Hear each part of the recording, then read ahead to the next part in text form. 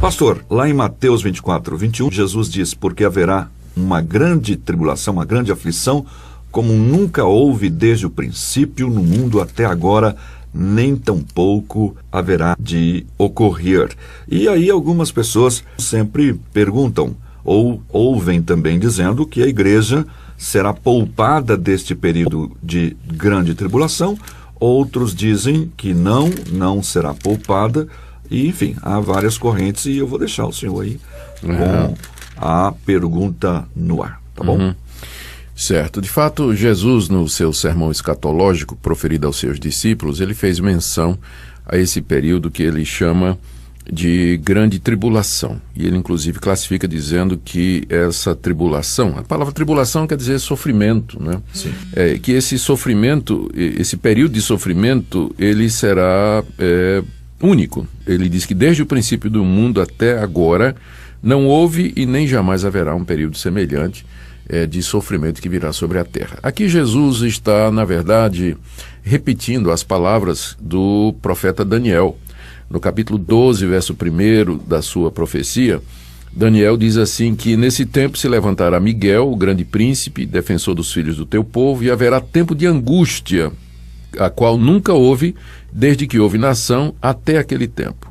Mas naquele tempo será salvo o teu povo, todo aquele que for achado inscrito no livro. Então o profeta Daniel já havia se referido a esse período que ele chama período de angústia, que nunca houve similar a ele, mas que seriam salvos aqueles que fossem achados inscritos no livro. Aqui mesmo, no livro de Daniel, voltando um pouquinho, nós encontramos no capítulo 9 a famosa profecia das 70 semanas, que também tem sido interpretada por alguns da seguinte maneira, que juntando o quadro todo, né, o que a posição popular e tem que ser dito recente, é que o quadro que nos espera seria mais ou menos esse. Próximo à vinda de Jesus, então ele viria secretamente nos ares para arrebatar o seu povo. Certo. Então todo o verdadeiro cristão seria arrebatado desse mundo, transformado para o encontro com Cristo nos ares. Mas esse encontro é secreto. Somente os crentes participarão. O mundo não verá. Essa é uma posição, né? Essa é uma posição.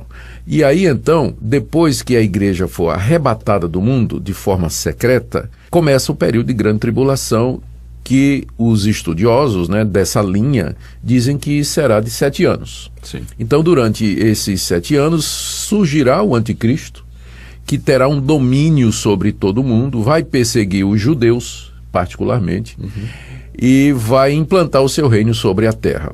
E no final dos 7 anos, quando os que se converterem nesse período, porque haverá conversão durante esse período, né, especialmente entre os judeus, quando tudo parece que está perdido para esse povo, né, que está dentro da grande tribulação, Cristo vem uma segunda vez. Na verdade já seria a terceira, né?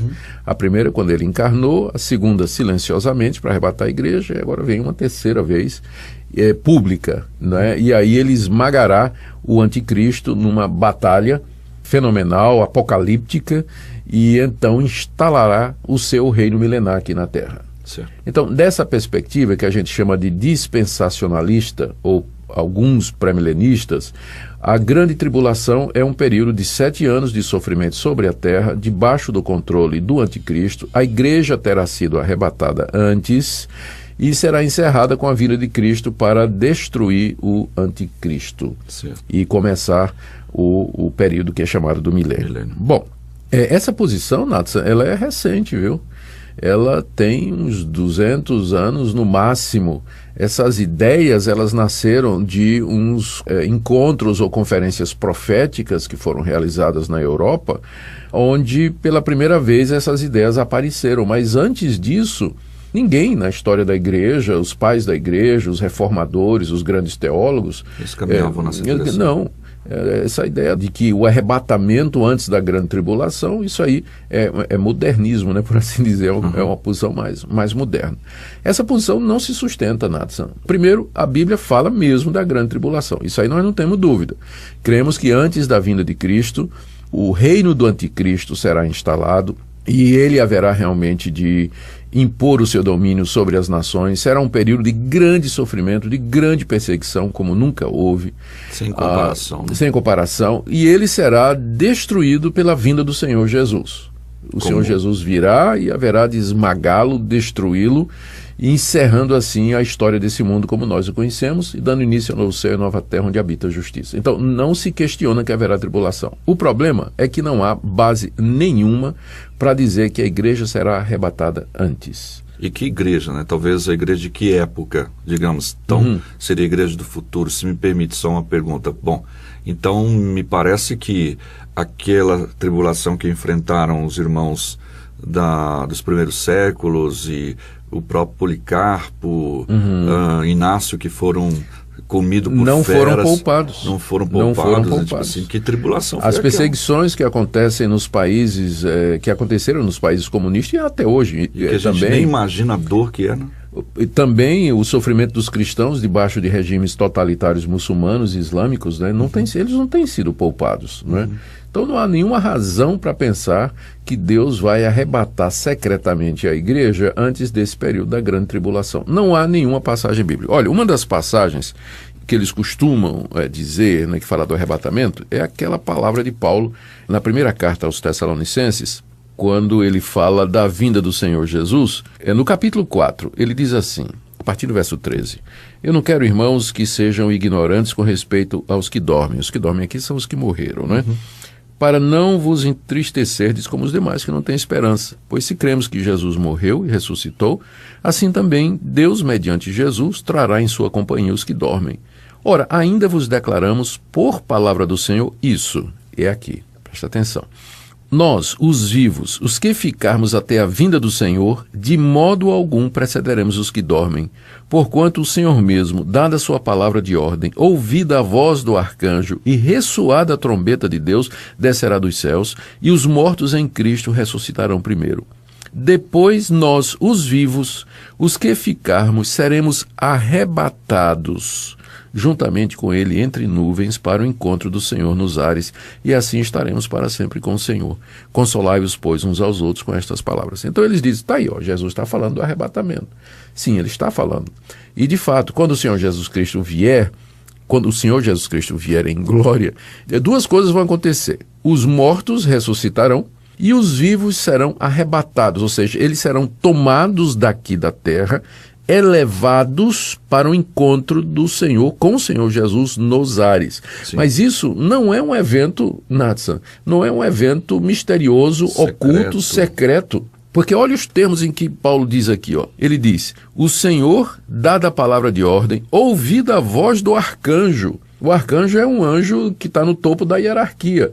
A voz dele, não é? vai ressoar. Vai ressoar no ressoar. E ressoar da trombeta de Deus. A trombeta era um instrumento que era usado para convocação pública. Quando a trombeta era tocada, era ouvida a quilômetros de distância, né? Imagina um anjo. Imagina um arcanjo, né, tocando uma trombeta. O que tem de silencioso nisso, Isso. secreto, misterioso? Não tem nada. Então, é a vinda do Senhor Jesus. Não tem isso de arrebatamento secreto antes da grande tribulação. Por que a igreja não passaria na grande tribulação? Você já disse, não é? Não tem nenhuma razão histórica, porque houve outras tribulações. Não houve igual a essa que vai haver. Mas a igreja já passou por grande sofrimento e Deus não... Aqueles que estavam passando... Deus não livrou. Eles foram coisa. Até o fim, não é? Passaram por grande sofrimento. E a igreja que passará pela grande tribulação é a igreja de Cristo que vai estar aqui nesse mundo, não é nenhuma outra igreja ou qualquer tipo especial. Deixa eu voltar aqui as palavras de Jesus que você citou, lá em Mateus. Ele diz aqui, ó, aqueles dias serão de tamanha tribulação como nunca houve desde o princípio do mundo que Deus criou até agora e nunca jamais haverá. Aí ele diz assim, não tivesse o Senhor abreviado aqueles dias, ninguém se salvaria. Mas por causa dos eleitos que ele escolheu, abreviou os dias. Ou seja, os eleitos vão estar lá. Exato. Os eleitos vão estar no meio da grande tribulação.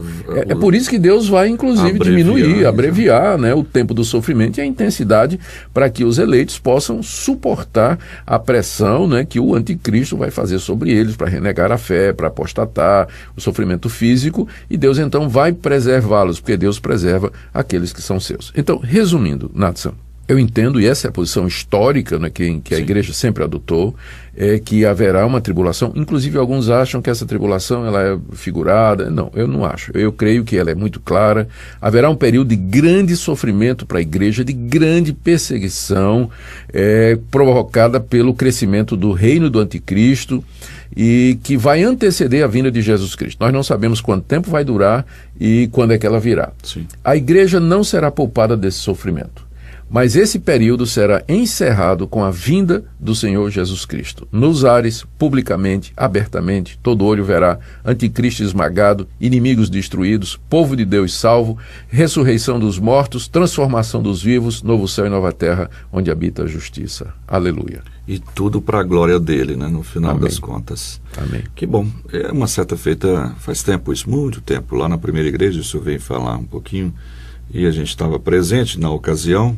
O senhor não era pastor lá ainda, e quando estava falando sobre esse tema, chegou na grande tribulação. Sim. E achei interessante que o senhor disse assim, para quem pensava que não ia passar pela tribulação, surpresa.